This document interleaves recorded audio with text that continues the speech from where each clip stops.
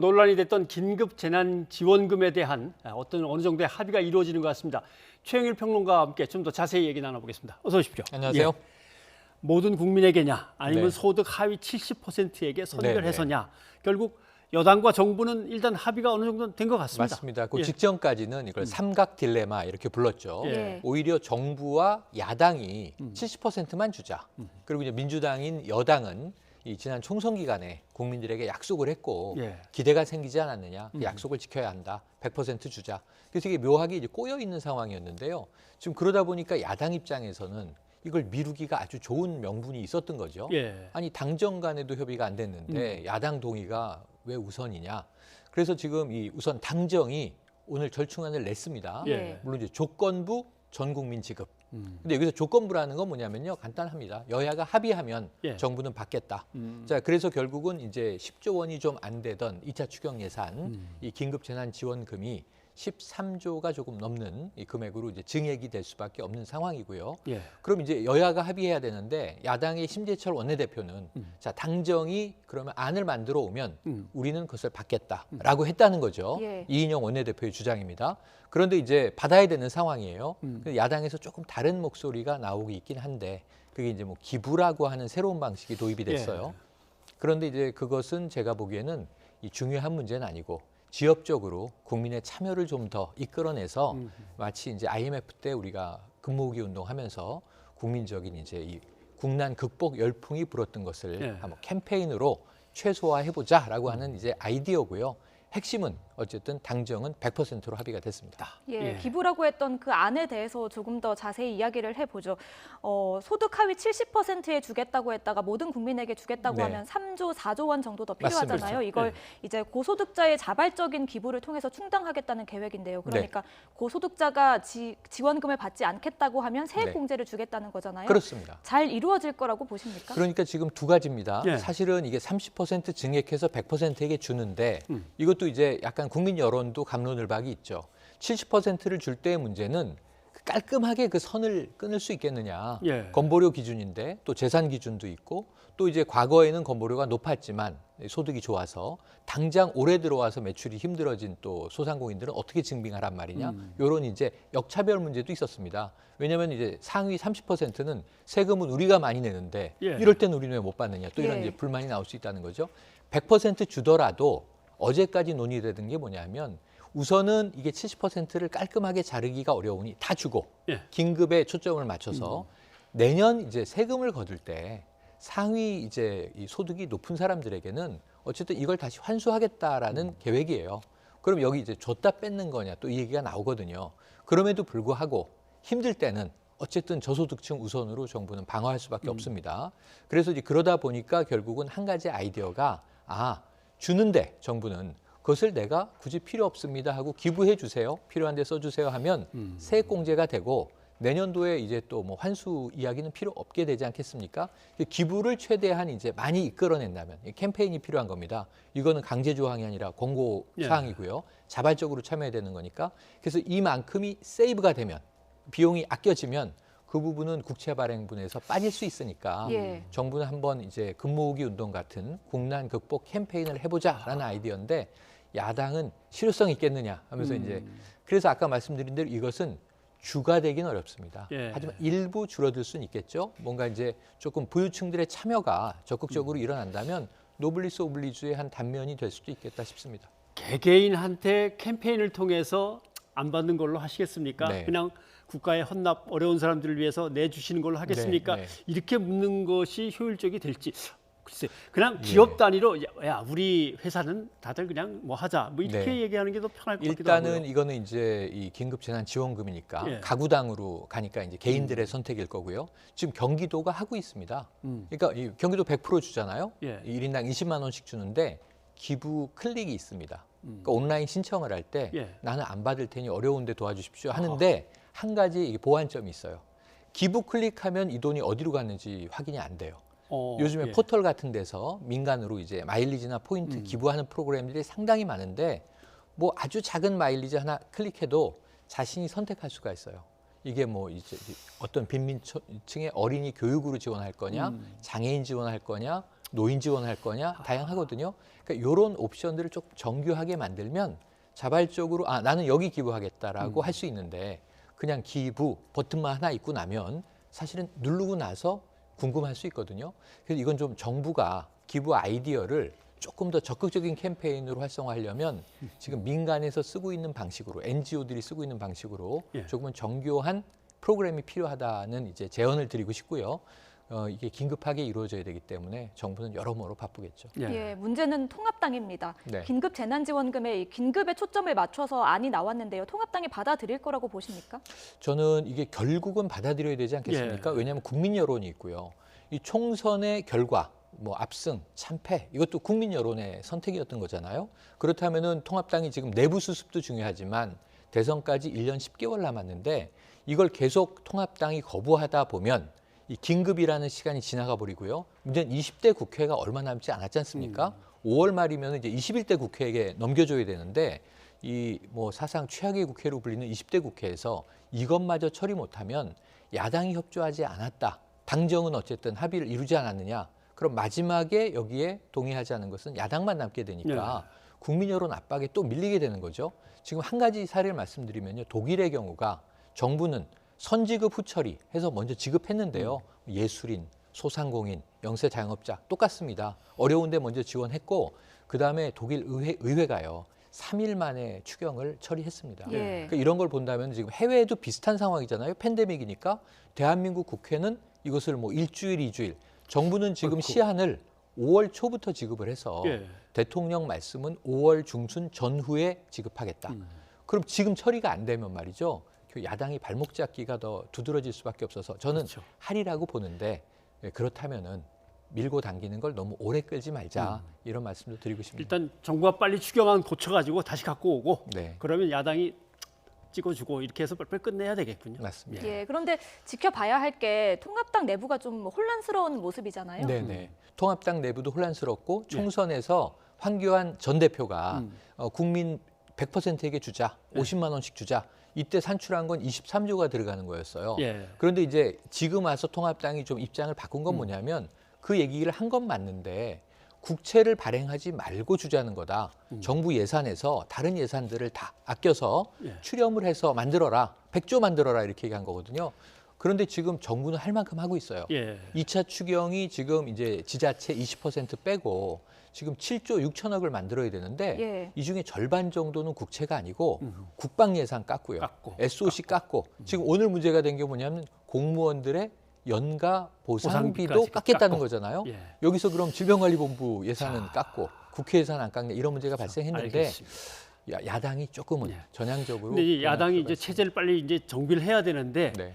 결국 통합당은 김종인 비상대책위원장 체제로 가려고 네. 의견을 모은 것 같습니다. 근데 지도부의 저희 의견인 것 기자 같습니다. 의견 리포트를 한번 들어보죠. 네네. 송재인 기자가 지금 기다리고 있습니다. 총선 참패 후 폭풍을 겪는 미래통합당은 결국 김종인 전 총괄선대위원장에 다시 한번 구원 등판을 요청했습니다. 현역 의원과 당선인까지 140명 가운데 과반이 김종인 비상대책위원회 체제에 한 표를 던진 겁니다. 의총 이후에 최종적으로 한 번 더 최종적으로 의견 수렴을 했었습니다. 그 결과 김종인 비대위가 다수로 나왔습니다. 이제 공은 김 전 위원장에게 넘어왔는데 분명한 조건을 제시했습니다. 비대위 체제를 얼마나 끌고 갈 것인지를 포함한 당 재건을 위한 모든 권한을 달라는 겁니다. 특히 8월 전당대회를 예정대로 치르려거든 자신에게 연락도 하지 말라고 일축했습니다. 전제를 우선 앞으로 뭐 8월 달에 하겠다, 뭐 7월 달에 하겠다는 그런 전제가 붙으면은 나한테 와서 얘기할 필요도 없어. 당내 반대파를 설득하는 것도 난제입니다.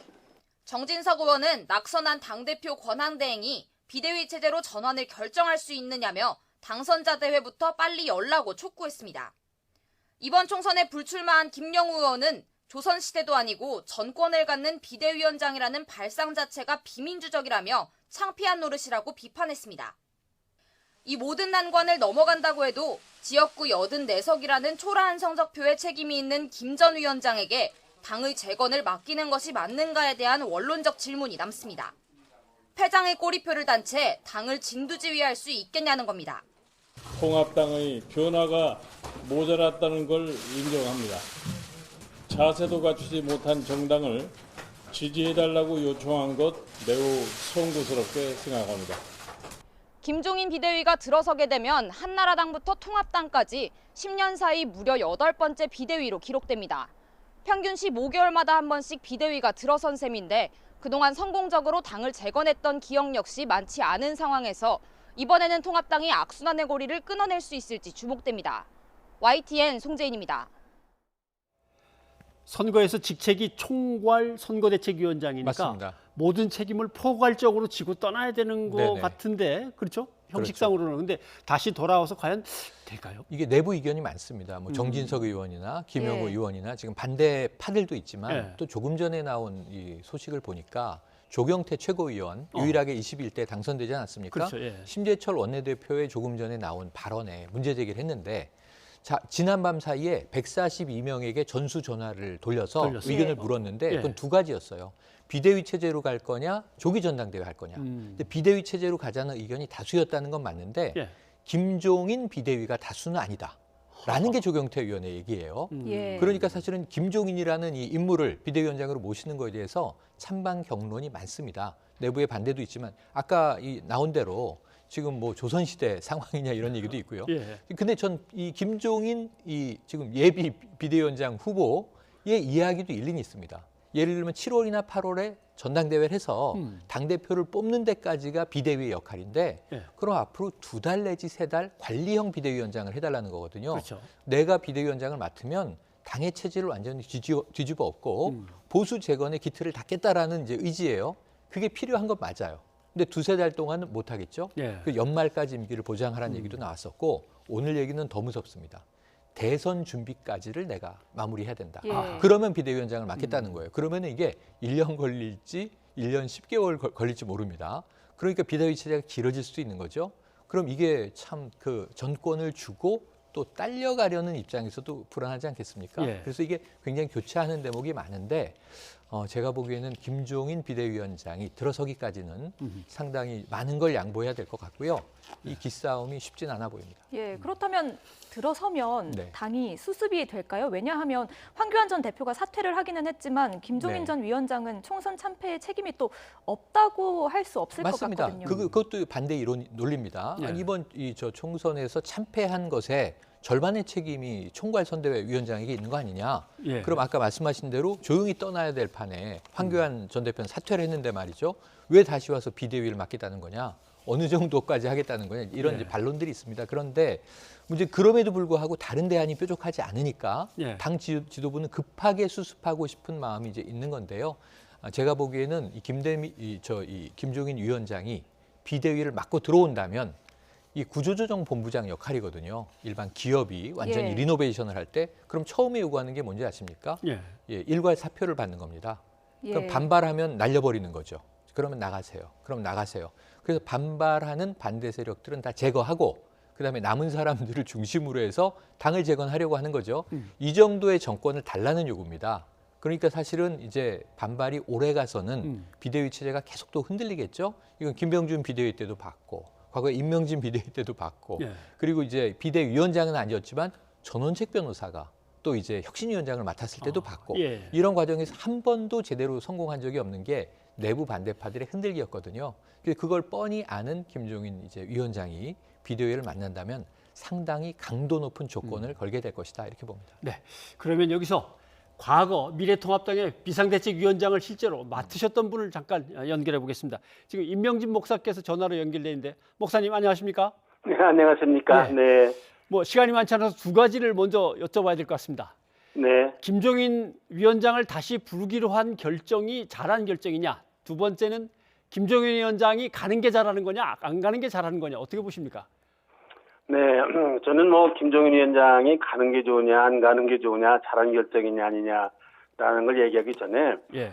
도대체 그 미래통합당이 왜 그렇게 지금 서두르는지 모르겠습니다. 총선에 졌으면 예. 왜 졌는지에 대해서 좀 토론도 좀 진지하게 하고 반성도 좀 하고 그리고서 이 문제를 어떻게 해결을 해야 될 거냐라는 거를 문제 의식을 좀 가지고 예. 이 문제를 해결하기 위해서 조기 전대가 좋으냐, 아니면 8월 전대가 좋으냐, 아니면 뭐 특별위원회를 만들어야 되느냐, 아니면 비상대책위원회를 만들어야 되느냐, 거기서 해야 될 일이 뭐냐, 그리고 그 일을 하는데 가장 적합한 사람이 누구냐, 당내 인사냐, 밖에 사람이냐.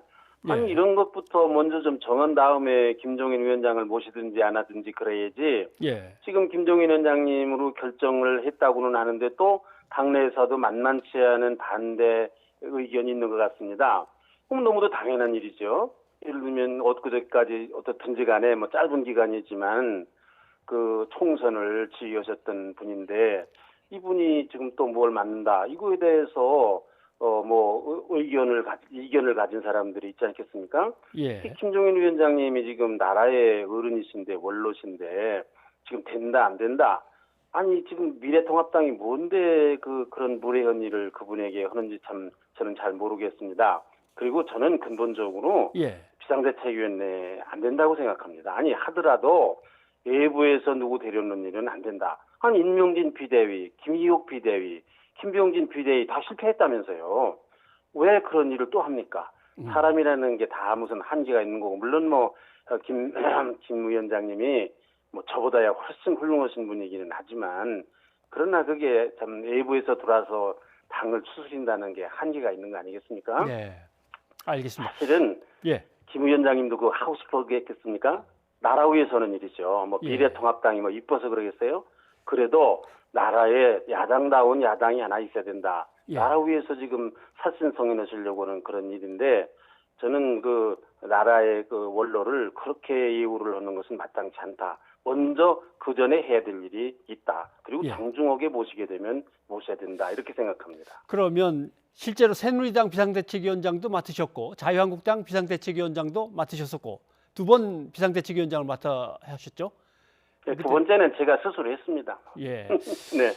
떠나시면서 나는 진짜 뭐 신뢰도 잃고 뭐도 잃고 정말 힘든 일만 하다 끝났다 이렇게 말씀하신 거 저도 기억이 납니다만은 네. 그러려면은 지금 당장 통합당에서 이런 개혁 혁신을 좀 분명히 해라 요구하실 것들은 어떤 것들이 있으십니까? 그렇습니다. 제가 비상대책위원장으로 갔는데 제가 뭐 여러 가지를 다 포기하고 가지 않았겠습니까? 희생으로 갔죠. 그런데 정작 당사자들은 그냥 손을 놓고 있는 거예요. 숨죽이고 옷 하나 보고 있고 또 그리고서는 조금 뭐 당이 될 만하니까 이제 그제서 목을 쓱 내밀고 뭐 이런저런 권리를 주장하고 또 할만하니까 뭐 언제 안 나가나 뭐 이런 눈치를 주기도 하고 그러는데 예. 저는 말입니다. 이 미래통합당의 문제는 군인들 스스로의 문제입니다. 본인들이 스스로의 문제는 희생하는 사람이 있어야 되는 거예요. 희생을 아무도 안 하려고 그러지 않습니까? 지금 뭐 다선 의원이라는 사람들, 중진이라는 사람들, 당이 이만큼 된 것이 다 내 책임이다. 내가 이 당에서 뭐 국회의원 뭐 4선도 5선도 했는데 이거 다 내 책임이다. 나는 정말로 이제는 백의종 군하겠다. 그런 사람 하나 보셨습니까? 내 책임이다.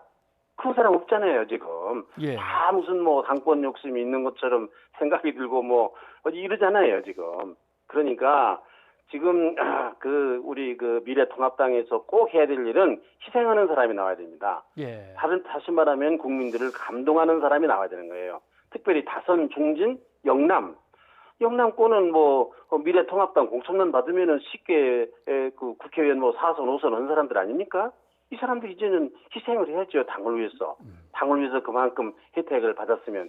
그리고 이제 젊은 사람들을 앞에 내세워서 예. 당의 미래를 꿈꾸고 국민들에게 새로운 희망을 주는 예. 그런 일을 구성원들이 먼저 특별히 뭐 혜택을 받은 사람들이 먼저 그렇게 한 다음에 외부에서 뭐 김종인 같은 그런 분이 들어가셔서 또 힘을 보태고 예. 그렇게 해야 당이 바로 되고 국민들의 알겠습니다. 신뢰를 얻을 수 있는 거 아니겠습니까? 외부에서 좀 힘도 모아야 한다 그러면 탈당해서 무소속으로 나갔던 사람들이 이번에 당선된 사람들이 있습니다. 그 사람들은 다시 복당을 해서 힘을 하나 모아야 되는 거 아니겠습니까? 그게 말이지 뭐 국회의원 수가 많아가지고 무슨 뭐 잘 되고 뭐 그러겠습니까? 그러면야 뭐 다 무조건 들여보내야지만은 우리나라의 정치 뭐 여야를 막론해서 고질병이 뭡니까? 지가 불리하면은 탈당했다가 또 유리하면 들어왔다가 아무 변명 한 번 안 하고 사과 한 번 안 하고 그게 그게 우리 세상에서도 쉽게 볼 수 없는 비상식적인 일 아닙니까? 저는 예. 그렇게 그렇지 않습니까? 무슨 힘을 보태긴 뭘 보탭니까? 그 사람들 당실에서 나갔으면은 엊그저께 나갔는데 뭐 해당 행위 아닙니까?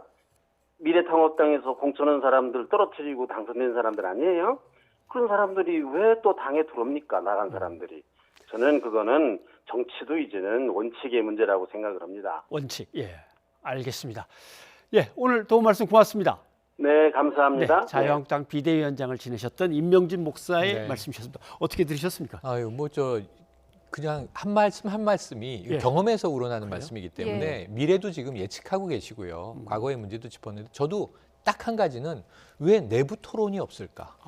예. 성찰로 시작하는 거거든요. 이 젊은 층의 이야기도 들어보고 또 이제 초선 이번에 새로 들어온 당선인들의 이야기도 들어보고 예. 또 낙선한 사람들의 자기 반성도 들어보고 그래서 이제 거기서 뭔가 해야 할 일들을 내부에서 수렴을 하고 해야 되는데 이 김종인 카드가 아니라 그 누구라도 지금 이런 상태에서 아까 말씀하셨는데 들어오면은 다 자리를 비키고 관망하다가 될 만하면은 목을 내밀고 이게 숟가락 올리는 거죠. 네. 그런 식으로 지금까지 비대위가 돌아왔다면 앞으로도 그렇게 가지 않겠습니까? 안 다치려고 피했다가 뭐 좀 수습이 되면 돌아올 거 아닙니까? 이러면은 계속 패한다. 지금 4년 동안 4번 패했는데 말이죠. 대선 또 패야 정신 차리겠느냐? 이런 소리가 나오겠죠. 예. 예. 목사님이셔갖고 돌아온 탕자처럼 다 받아드실 거라고 생각했는데 아닌데 단호하시네요. 탈당한 사람들 네네. 안 된다고 딱 해당 잡으시군요. 행위자다라고 규정을 하셨네요. 예, 그리고 대선 이야기가 나왔는데요. 네. 김종인 전 위원장이 대선 때까지 전권을 달라고 했습니다. 네네. 대선 출마 욕심이 있는 건 아닐까요? 그건 아닐 것 같아요. 왜냐하면 현실 가능성을 보면 이번 젊은층 총선에서 상당히 이제 이 민주당이 압승을 할 때 예. 김종인 총괄 선대위원장에 대한 젊은층들의 커멘트도 상당히 많이 나왔어요. 뭐냐면은 그렇게 이 호감이 높지가 않아요. 비호감이 높아요. 그러면서는 굉장히 능력 있는 나라의 원로라고 아까 임 목사가 얘기하셨지만 예. 그럼에도 불구하고 대선 후보자로 이 상당히 과반의 지지를 모으긴 쉽지 않고 우리가 흔히 이야기하는 선거의 달인, 책사 혹은 뭐 선봉장, 이 킹메이커의 역할은 하실 수 있겠죠. 예. 그런데 지금 이제 이 김종인 위원장의 이야기를 들어보면 이 비대위 체제를 한번 맡으면 한 1년쯤 갈 것 같습니다.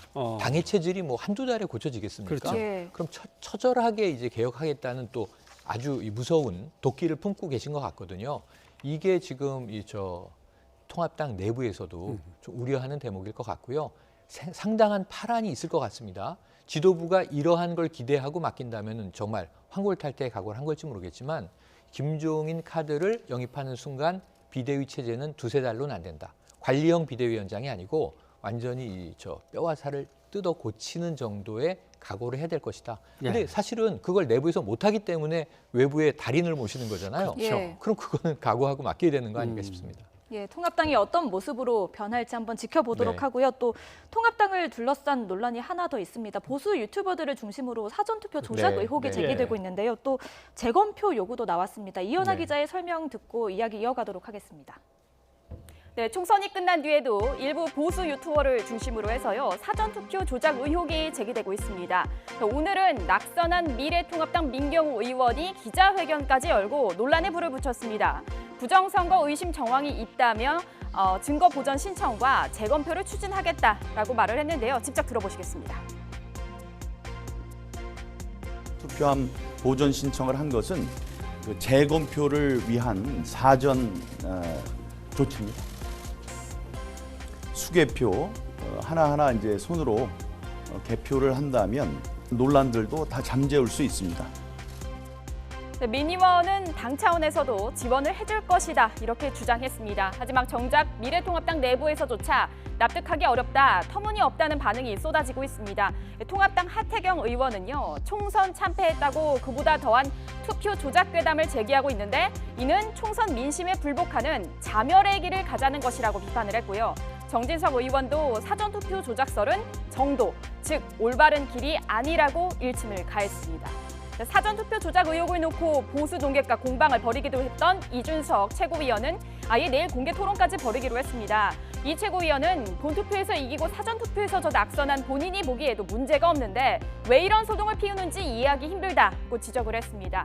민주당에서도 재검표 주장이 나오기도 했는데요. 인천에서 무소속 윤상현 당선인에게 171표 차이로 패한 더불어민주당 남영희 후보는 애초 재검표 입장을 밝혔다가요. 객관적으로 살펴보니 생각이 짧았다며 철회했습니다. 자, 관련 논란에 대해 중앙선관위는 투개표 결과를 조작하는 일은 절대 있을 수 없으며 의혹을 주장하며 제시하는 것들을 전혀 부정선거의 증거가 될 수 없다라고 강조했습니다. 자, 이어서 허위 사실 유포를 멈추지 않는다면 강경하게 대응하겠다고 밝혔습니다. 지금까지 뉴스가 있는 저녁 이현아였습니다. 흔히 문세표라는 별명이 있었죠. 네, 딱 네. 세 표 차이. 맞습니다. 근데 이제 예를 들면 몇십 표 차이로 졌는데 이런 의혹이 제기되니까 그러면 나도 혹시 약간 네네. 착오가 생겼을 수도 있는 거니까 예. 좀 검토해달라, 재검해달라 이렇게 되면 얘기가 다른데 2,000 몇백 표 차이가 났는데 네. 이런 이제 유튜버에 제기되는 이런 문제에 이제 편승해서 내 거 재검토해달라 이렇게 되면 뭔가 이렇게 승부에 네네. 승복을 안 하는 것 같은 느낌도 일단은 들고. 지금 제기된 사전 이 투표 조작 의혹은요. 예. 특정 지역구의 문제가 아니라 전반적인 문제 제기입니다. 상당히 이제 지금 뭐 일부 아까 이야기 나온 극우 유튜버를 중심으로 네. 시리즈로 문제 제기가 되고 있어요. 처음엔 소수점 이하 두 자리가 똑같은 지역이 많다. 예. 그러면서 이것을 우리가 지난해에 상당히 문제가 됐던 오디션 프로그램이죠. 예. 프로듀스 101하고 예, 비교해서 그것처럼. 비슷한 패턴 아니냐, 조작 패턴이 같다. 그쪽은 유죄로 나오고 있잖아요. 그렇게 이제 갖다 붙인 경우가 있고 또는 숫자 9쌍의 비밀 해서 9자가 많이 찍히는데 이것도 뭔가 이 사전 이 조작의 의혹이 있는 대목이다. 그리고 또 하나는 가장 부끄러운 거 이제 백악관에다가 이 대한민국 총선이 조작됐다라는 예. 청원을 또 넣었어요. 그래서 이건 나라망신 아니냐 하는 지금 여론들도 지금 뜨거운데 단적으로 말씀드리면 보수 지지하는 통계 전문 학자들도 시뮬레이션을 많이 했습니다. SNS에도 많이 나오고요. 그런데 이 조작 의혹은 근거 없다, 터무니없다. 과학적으로 나올 수 있는, 찍힐 수 있는 숫자들이다라고 시뮬레이션을 해서 공개하고 있는 중이에요. 그래서 아까 이준석 위원의 말처럼 네. 과학적으로 통계를 조금 분석할 수 있는 사람들은 근거 없는 이제 이 유포로 지금 다 대체로 정리가 됐거든요. 그런데 이것을 왜 계속하는가? 사실은 이 적기 때문에 분하고 억울한 계층들이 있는 거죠. 예. 저도 예. 택시 타고 오늘 오는데 내 찍은 표가 4표가 됐다. 한탄하시더라고요. 다 이제 내가 찍은 후보가 진 쪽은 억울함이 있는 거죠. 이럴 수가 있는가? 너무 마음도 있는 거고. 그것을 자극해서 지금 뭔가 좀 선동하는 분위기가 아닌가 하는 안타까운 생각이 들고요. 이건 아까 이준석 후보가 공개 토론하기로 했으니까 당 내에서 정리될 문제이고 분명히 깔끔하게 정리될 수 있는데 이거를 이해하고 이것을 받아들이지 않으면 길게 가거든요. 그럼 이 후폭풍은 누구에게 불리하냐면 통합당에게 또다시 데미지를 입힙니다. 네. 이게 총선 승복을 하지 않는 총선 불복이라는 말이 또 나오게 되지 않겠습니까? 그래서 이런 부분들에 대해서는 우리 선거가 상당히 선진화된 지 오래돼서 방역도 선진국이고 이번에 선거도 선진국이라는 말을 이 해외로부터 듣고 있는데 조금 안타까운 예. 대목입니다. 알겠습니다.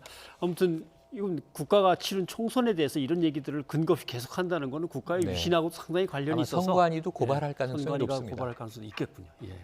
예, 최평론가님 오늘 고맙습니다. 고맙습니다.